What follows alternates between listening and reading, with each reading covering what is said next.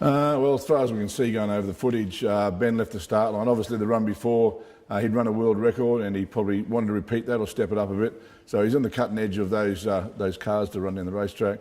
And so the car left the line dead straight. That car's been behaved real well. He got in, he just punched into third gear and the car lifted to take off again. Looks like some air got underneath the car and lifted the car off the ground. Obviously then the controls are of no use to you at all. It went up on its left, crossed over the racetrack, and right above Ben's head is where it impacted the wall. So it's probably the worst case scenario for him at that point.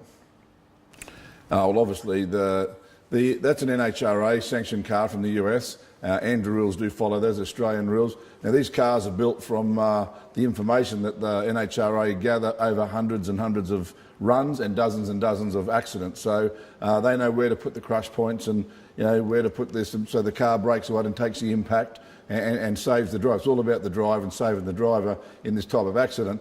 The type of accident that Ben had is very rare to be had in any sedan car on a drag strip, because it was an impact on the roof. And if the car's used to hit the roof, it's not a direct impact, whereas Ben had a direct impact on the roof. And that is very rare. You see that a bit in Speedway, where the sprint cars will roll over and come in and land on the roof, and it's actually spelt the end to careers of guys like John Kelly and Troy McLean and several other guys. It's a different type of accident, because all your body's basically that way, and then all of a sudden it gets thrown back that way, so into the roll cage.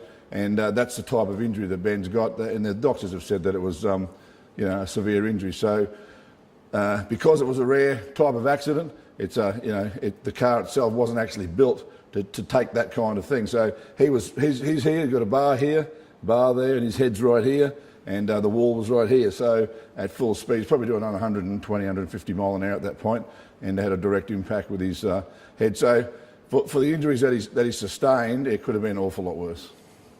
So other safety stuff, there is obviously stuff inside the car, your helmet, and your fire suit on, your seat belts and stuff like that. But all that is to do with the type of impact you're expecting to have. Obviously in accidents you can't predict what sort of impact you're going to have. But neck braces and all the stuff that we do wear, obviously it would have all helped. The initial impact of Ben would have done most of the damage that he sustained, and then revolving around the track probably scared the piss out of him, I suppose, and it wouldn't be very pleasant at all. But the initial impact is what happened, and when the car's not built to take that type of impact, the only damage to the car, basically, other than fiberglass and stuff, is that bar straight above his head. So it wasn't a normal type of accident, but I mean, you can never predict anything can happen in race cars. So I think, but all the safety gear that's built into the car, the fire systems and all the breakaway points and everything, they're all there to save you. In this case, it was just a rare type of accident.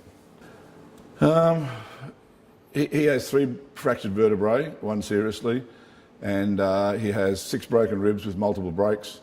He has swollen lungs, and he's inhaled probably, I think, the fire extinguisher or something like that. They're treating that as they go. It's sort of, I mean, obviously they're concerned about all his injuries, but they're more concerned about the spinal injury than they are about any of the other stuff, I think. The other stuff, I think they understand where that's going to go, and they can treat it all. He also has grazes, obviously, in his head and his face and his chin, that from the helmet. So he obviously took a pretty good whack when he got the wall inside the helmet. So as far as his prognosis goes, well, they're still doing a little bit to him. This is only early days. They've done some scans and that, and they've got all the information they need. They've had a few orthopaedic doctors and surgeons have a good look at it and good talk about it. And I think tomorrow, at this stage, they're going to try and stand him up and take some more images to get a really good idea of how badly that multiple damaged vertebrae is and the treatment they can take it for. There is an operation that they can do in this sort of instance, but apparently it's not a great operation to have done to yourself, and the doctors don't seem to really like doing it if they don't have to. So they're currently trying to just get a better picture of the damage that Ben sustained on the main damaged vertebrae, and see if they can come up with a different plan with some rehabilitation and a brace and stuff like that. So they'll know more in the next 24 to 48 hours. Well, this is the second day after, and he hasn't really been very lucid up to this stage. He's been heavily sedated, and he's in an enormous amount of pain. I mean, most people know what one broken rib's like. Well, he's got 6 with multiple breaks, and then he's got the damaged spine vertebrae on top of that. So and the swollen lungs. So he's got a fair bit to contend with as far as pain in his chest and around his chest goes, which he complained from the very first minute he got out of the car. So today he's starting to, he's not really talking, but he's interacting a little bit, and he's well aware that a lot of support. He's had a lot of visitors, a lot of good friends visit him, a lot of good messages. Sam's up there, his partner, his fiancée, she's up there with him, and they're getting a lot of information. It's coming through on social media, which is Ben's right up on, but obviously he can't read or he can't move his head or his shoulders at the moment because he's been told just to stay still and don't move anything. So he's getting them all read out to him. He appreciates it, he loves it. He probably thinks it's a lot more than what he would have got, but he appreciates it. So does the whole Bray family. It's great knowing you've got that much support at the racetrack and away from the racetrack and amongst the fans and stuff. It's just incredible to know that people really care about him, and we care about him a lot, and we're sort of hoping for the best for him, and it's good to know that there's tens of thousands of other people doing the same. Well, I didn't actually pull out of competition. I was over at the hospital at seeing Ben. He had meetings with doctors during the day, so I stayed over there. Now the guys changed the engine. I burnt a piston on that run that I did half an hour after Ben's accident. I had to go and do a run. I did a run down there. They burnt a piston, so they put the engine out of Ben's car into my car.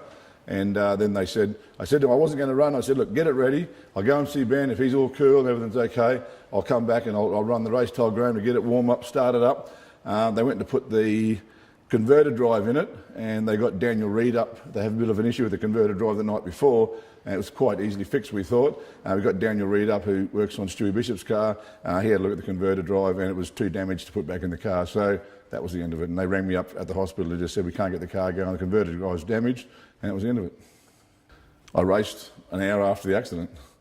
So, you're never in the right mindset when your young fella's just been, your boy's just been injured in an accident, severely injured in a severe accident. Of course, you're not in the right mindset, but, I was back in the car an hour later.